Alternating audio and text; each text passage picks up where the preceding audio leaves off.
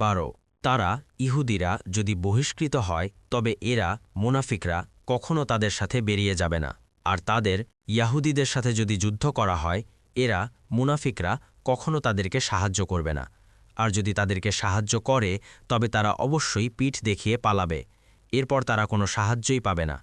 13 প্রকৃতপক্ষে তাদের অন্তরে আল্লাহর চাইতে তোমাদের ভয় বেশি, এটা এ কারণে যে তারা অবুঝ সম্প্রদায়।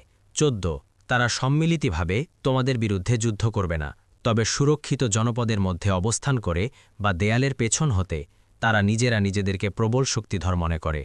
তুমি তাদেরকে ঐক্যবদ্ধ মনে করছ, অথচ তাদের অন্তরসমূহ বিচ্ছিন্ন।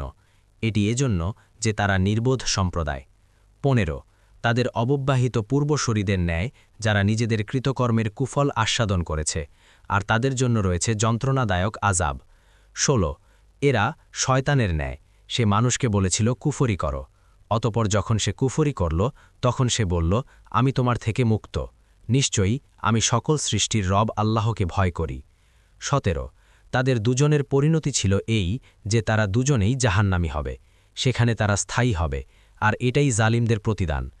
18 হে ঈমানদারগণ, তোমরা আল্লাহকে ভয় করো, আর প্রত্যেকের উচিত চিন্তা করে দেখা সে আগামীকালের জন্য কি প্রেরণ করেছে।